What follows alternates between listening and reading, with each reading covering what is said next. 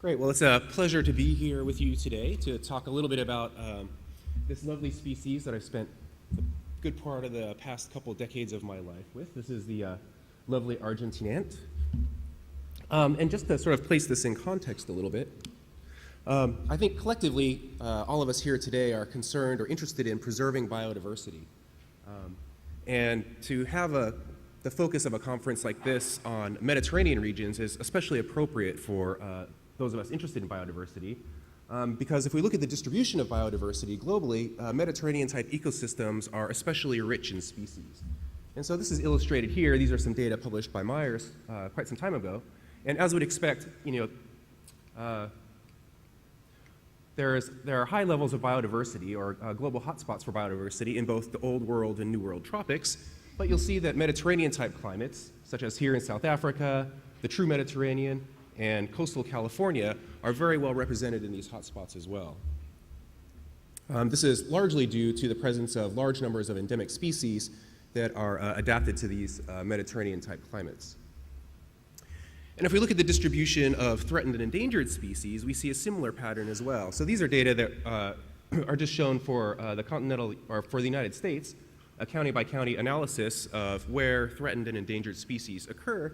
And you'll see for taxa such as both plants and birds here that this Mediterranean climate in coastal California harbors an unusually large number of these threatened and endangered species. And so what are the factors that are contributing to the decline of these species in these global hotspots? Clearly there are a number of different factors that are affecting these species. And foremost among them are habitat loss and degradation, as well as invasive species. These are data that were published by Wilcove some time ago, and I think these exact numbers are a matter of some dispute, but we can probably all agree that invasive species are one of the leading factors that's contributing to the decline of global biodiversity. And so today I'm going to talk to you about some research that members of my lab and I have been doing on Argentine ants. I'm going to tell you a little bit of background about Argentine ants and why they're such successful invaders. And then I'm going to tell you a little bit about some research that we've been doing recently on using chemical ecology and tools that we've developed in chemical ecology to try and control this invasive species. And then at the end, if I have some time, I'll tell you about another project, sort of unrelated to the Argentine ant work, that we've been doing on honeybees. So Argentine ants, as the name suggests, are native to South America. So this is their native range here, shown in these blue circles. They're native to parts of northern Argentina, southern Brazil, Uruguay, and Paraguay. And they've been introduced to pretty much every Mediterranean-type climate in the world. So they occur in South Africa, in Australia, and New Zealand. They've been relatively recently introduced to Japan. They occur throughout the true Mediterranean, as well as in coastal California and on many Atlantic and Pacific islands. And in their introduced range, Argentine ants cause a variety of different problems. They're a serious agricultural problem, not in terms necessarily of the direct damage that they do to agricultural crops, but the secondary damage they cause through this behavior shown here. When Argentine ants invade an agricultural ecosystem, they tend to plant pests, such as these scale insects that are sort of suction cupped down onto a leaf, sucking the juices out of that plant. So Argentine ants will tend things like these scale insects or other plant pests such as aphids or mealybugs, and in return they get a sweet liquid called honeydew that's secreted by these plant pests. And so the bottom line is that when Argentine ants invade an agroecosystem, the population densities of these plant pests really just booms out of control under the protection of Argentine ants, and so in turn the damage caused by these plant pests also increases. Argentine ants are also a large concern for businesses and households. In fact, in California, Argentine ants are the leading household pest, the #1 household pest that exterminators are called upon to remove from people's houses. And so this, of course, leads to both their agricultural damage and their status as a pest leads to the application of extremely large amounts of industrial insecticides in our homes and in the world around us. Second, and equally disturbing, Argentine ants are a serious ecological problem. Argentine ants, when they invade an ecosystem like the oak woodland where UC Berkeley is, that type of habitat should normally have between 15 and 20 native species of ants that are running around doing all kinds of different things in the ecosystem. They're important predators of some taxa, they're prey for other taxa, they're turning soil, dispersing seeds, all kinds of different things. But when Argentine ants invade one of these habitats, they eliminate virtually all species of native ants. Here's one of the species, an especially charismatic one. This is Camponotus dumatorum, a native carpenter ant that's one of the first to disappear when Argentine ants invade California coastal ecosystem, coastal sage scrub. And of course, when this ant community is essentially deleted by the invasion of Argentine ants, you can have all kinds of effects that reverberate throughout the food web. In California, there is good evidence, or extremely good data, showing that Argentine ants are responsible for driving the endemic coastal horned lizard to near extinction. There are effects on birds, on plants, on all kinds of different taxa. In fact, at the poster session yesterday here, you may have noticed that there are 2 posters on the impacts of Argentine ants showing a significant relationship between Argentine ants and mycorrhizae in soil, and showing that if you're a frog and you get attacked by Argentine ants, that's a very bad thing. And so this has been, the impacts of Argentine ants, both directly and indirectly, has been well documented around the world. One of the things I love about this photo is, here we have the Camponotus native ant that I was telling you about, but here in the foreground, so small that you may have even overlooked it, is an Argentine ant worker. And compared to this native species that it displaces, this Argentine ant is obviously very small and feeble, very weak looking. And this raises the question, how is it that these Argentine ants that are so small at individual level can exert such a profound influence on these individually much more robust native ant species? And the answer lies in the Argentine ants' unusual colony structure in their introduced range. So typically when we think of an ant colony, we think of something like this, a colony that's occupying a discrete spatial area, a territory. There may be one, or in this cartoon example, multiple nests that are within that ant colony. And when we look out across the landscape, we have what's called a multicolonial colony structure, where there's a patchwork of different colonies that have partitioned up the space and that are highly intraspecifically aggressive towards one another. Ants are typically very territorial. And this intraspecific aggression among colonies of the same species of ants is one of the strong forces that keeps most ant populations under control. In contrast, what we see in the introduced range of the Argentine ant, throughout its introduced range globally, are the formation of supercolonies, what's known as a unicolonial colony structure. And so, although you may look across a landscape and see an equivalent number of nesting sites, there are no colony boundaries. All of these nests essentially function as a single fluid network, a single colony. So workers and queens and brood and food can move back and forth between these different nesting sites freely. And in fact, these nests themselves can move freely in space and time. They can fuse and fission. They can move away from abiotically unsuitable habitats very quickly. For example, if the sprinklers come on and their nest gets flooded, they'll move up into the rain gutter. Or if it's too dry, they'll move back in into soil. And so even on an hourly basis, these nests can move around and fuse and fission. Because within these unicolonial populations, they've eliminated all of these costs associated with intraspecific aggression that most ant species endure. Instead, they can focus the resources on population growth and on interspecific competition with native species of ants, right? And so you see in the introduced range that these unicolonial populations reach extraordinarily high population densities, and they overwhelm native species of ants by sheer numerical superiority. And so here's what these colony structures look like on the ground. So these are data that we collected in the native range of Argentine ants in northern Argentina. On the x-axis here, we have distance in meters. So these are scales on the order of hundreds or thousands of meters. On the y-axis, we have an aggression score, where a 1 is where the ants encounter one another in a behavioral assay. They antenate or sniff each other with their antenna, but there's no other obvious behavior. Typically, when you pair ants together from the same colony, they'll exhibit a level of aggression of a 1, no aggression. And then at the other end of the scale, we have a 4. This is prolonged and intense aggression, where the ants are pulling off each other's legs and antenna, using chemical defenses, and behavioral assays that score a 4 typically end in the death of one or both of the ants. Okay, so at these 8 sites in the native range, interestingly, we see something that looks like a typical ant species colony structure, a multicolonial colony structure. So for example, here at this site in Alvear, we can pick up Argentine ants. We can walk 200 or 300 or 400 meters away. We pick up ants from that second site. We pair them together in a behavioral assay, and we see very high levels of aggression, 3s and 4s, right? And so this indicates that somewhere in this 200 or 400 meters, we've walked across a colony boundary, and we're putting together ants that belong to different colonies and that recognize that that they're from different colonies. And we see this pattern throughout the native range. It's the general rule. We have one exception here. where there's a relatively large supercolony at one of our sites in the native range. But by and large, when you look at the colony structure in the native range, they appear to be like a typical ant species. They appear to be multicolonial, and they occur at very low population densities. Argentine ants don't have the ecological impact as well that you see in the introduced range when they have this multicolonial colony structure.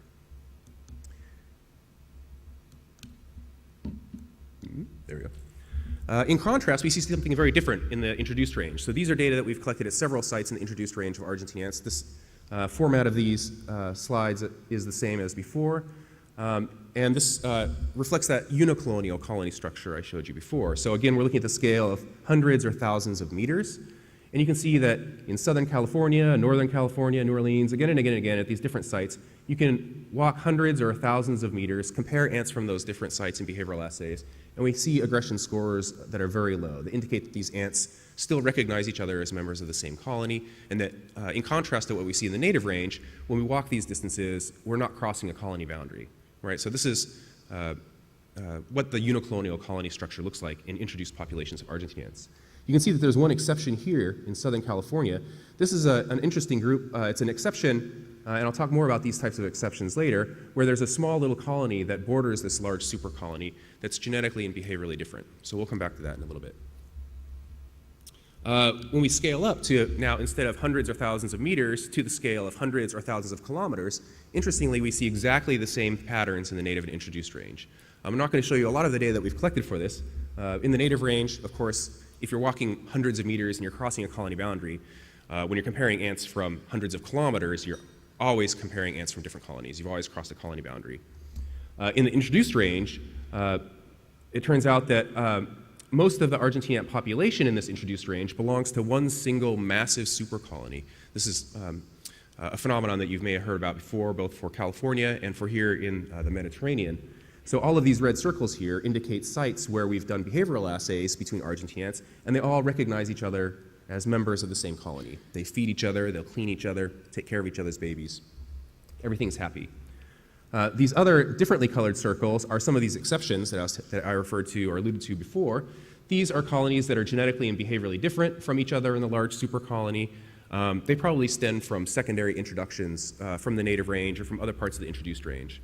Often when we see these secondary colonies, they're very ephemeral. They get wiped out over time and disappear as the large super colony just overwhelms them.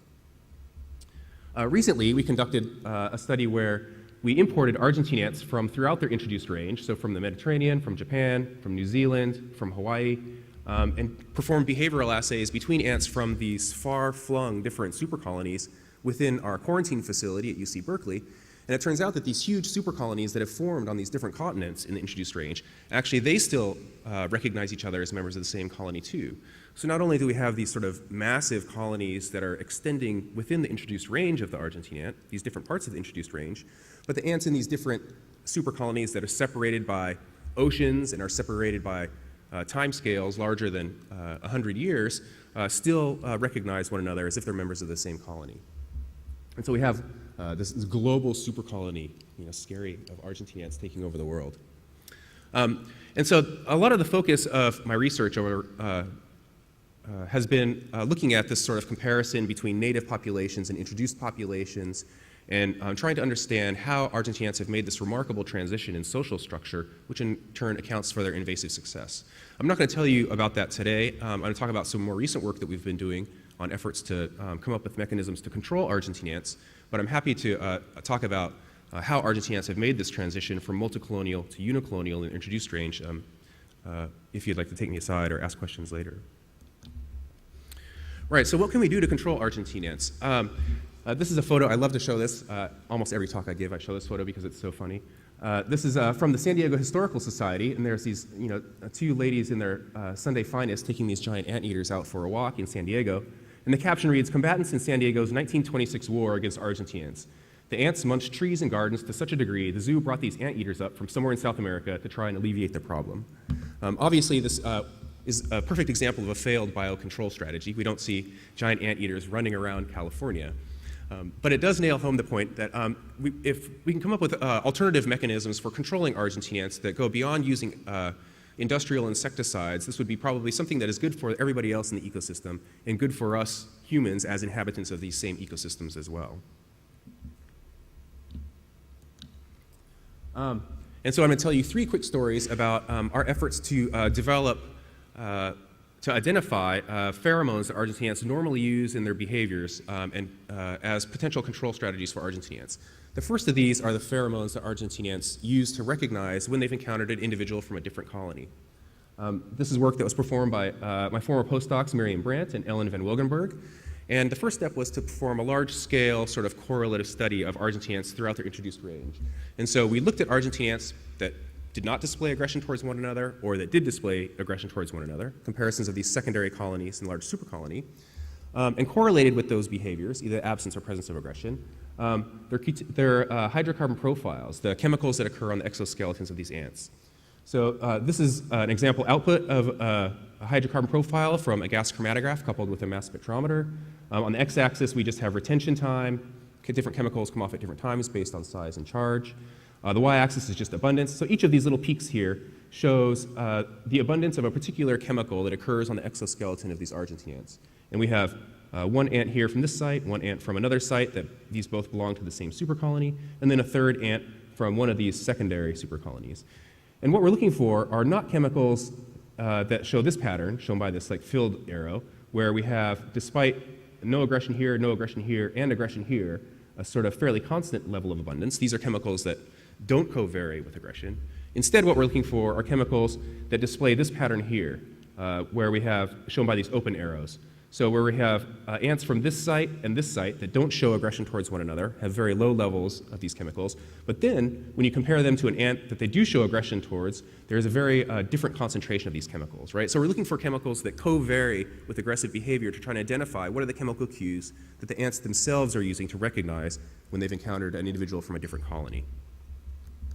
And so we've identified in this correlative analysis a relatively large number of these chemicals, or a dozen or two chemicals that do display this correlative behavior pattern that co-vary with the presence and absence of aggressive behavior. Here are some of our leading candidates.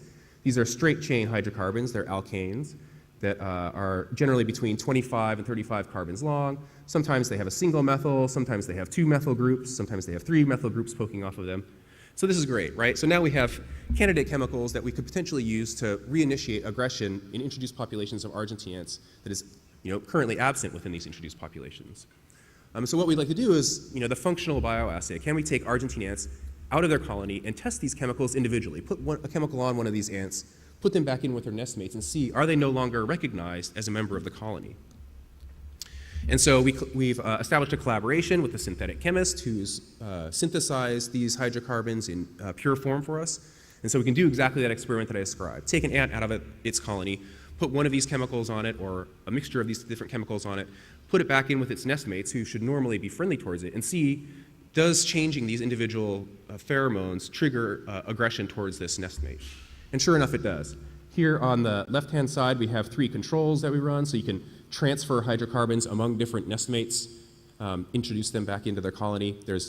We've handled them, but we haven't changed qualitatively their chemical profile. We see no aggression. We can apply a chemical that's not correlated with aggressive behavior. This is a C36, a straight chain of 36 carbons. When we apply this individual hydrocarbon, we don't see any aggression. But then once we start testing these candidate chemicals, we see significant levels of aggression displayed towards individuals that are treated with these either individual chemicals in some cases or mixtures of, in this case, 5 of these different hydrocarbons. A second sort of behavior that allows Argentinians to be especially dominant in their introduced range is their ability to recruit extremely large numbers of foragers to food resources or to zones of combat between different colonies. Those of you who have seen Argentinians around here have probably seen this behavior. They form these very dense foraging trails with hundreds or thousands of workers running back and forth. And these workers are following a chemical trail that they lay down on the ground. And so in some work performed by my former postdoc, Donghua Che, who's now at UC Riverside, we did this simple study where we allowed Argentinians to forage across a wire bridge from a nest box to a feeder, or in other cases, forced a relocation of Argentinians from one nest box to another by slowly dripping water into this nest box. And then we can take these wires, extract the chemicals off of them, and look for chemicals that occur there that the ants have placed down on the wire that don't occur on control wires that they haven't established foraging trails on. And doing this, we've managed to identify 2 different chemicals that appear to be comprise the trail pheromone of argentine ants. You can see that on the control wires, there's some residual chemicals there, but then when ants have foraged on them or relocated their nests across these wires, you can see we have dolichodiol here, we have iridomyrmecin here, and here are what these molecules look like. And then, again, taking this sort of correlative data to sort of a functional bioassay, we can perform Y-maze bioassays where we lay down synthetic versions of these chemicals on one arm of a Y-maze, a control arm with just solvent, and argentine ants will significantly more often choose to walk along the trail where we've laid down the synthetic trail pheromones. And so here's another potential approach for using the argentine ant's own behavior and systems of chemical communication against it in a sort of control setting. And third, and the last example of how we're trying to use pheromones, identify pheromones for controlling argentine ants, is our identification of the queen pheromones within colonies. So normally an argentine ant colony will have many, many queens, dozens and dozens of queens within a colony, and their high reproductive output translates into high worker densities, right? Interestingly, during the spring, argentine ants undergo a process of queen execution. So workers will kill up to 95% of the queens within the colony in the spring, and then following that execution of queens, the workers will start converting the development of larvae into new queens. And so the workers presumably are sensing some signal that queens are absent within the colony after this execution and using that signal to produce new queens within the colony. And so we've identified a number of chemicals that occur on queens that seem to be specific for them. And we can test them again in a functional setting where so we can take argentine ant colonies, we can either leave queens in or remove queens from them as 2 types of controls. On the y-axis here, we have number of queens that are produced by those colonies. So here's one control. When queens are present, we have essentially no or very few new queens produced because the ants know they have a sufficient number of queens. If we remove queens from the colony, the workers start producing new queens from the existing larvae, so you have a high production of new queens. But interestingly, if we remove the queens from the colony, but then add in these hydrocarbons that are specific for queens, the workers don't know that they're missing queens within the colony, and they start to produce, they don't produce new queens as they otherwise should. And so here's a third potential way that we can manipulate the behavior of argentine ants using their own chemical communication systems in an effort to control them. And so we've just received a grant for over the next 4 years, we're going to be moving these 3 different pheromone technologies out into the field to do large-scale field studies to see if we can use them in different ways to control argentine ants in a more realistic setting. I'm running a little bit short on time, so I'm just going to go through this last little bit very quickly. My lab, in 2011, we initiated and sequenced the genome of the argentine ant, and this was published in 2011. And so now we're moving heavily into functional genetics as well. We have a system for RNA interference developed for argentine ants where we can feed them a double-stranded RNA construct in sugar water and target any gene that we want to in the genome of argentine ants. We can transiently shut down the expression of these genes in living ants that are running around within our lab colonies. And so we're going to start doing this initially to target genes in biosynthetic pathways that ants use for chemical communication. Ants are bristling with sensors because they live in a chemical world, sensors for different types of chemicals. So these are gustatory receptors, these are olfactory receptors. Argentine ants have hundreds and hundreds of these different types of chemoreceptors. And so we're interested in not only the signal production side of argentine ant behavior, but the signal perception side as well. And then finally, I'll just leave this up here as I close my talk. We have another big study going on where we're going into museum specimens in California where there are tens of thousands of individual honeybees that have been collected over the past 125 years in California. And we're starting to do really fun and interesting studies where we're going in, picking out individual bees that have been sampled from the same geographic space, multiple points through time over the past 125 years, doing whole genome sequencing on these bees, screening them for pathogens and parasites, performing stable isotope analyses where we already have some very interesting strong signals of industrialization showing up in the honeybee stable isotopes, and identifying the pollen that was collected by these individual bees on the last day of their life before they were collected by entomologists to look at their interactions with plants. And with that, I'd be happy to take any questions you might have if there's time. Thank you.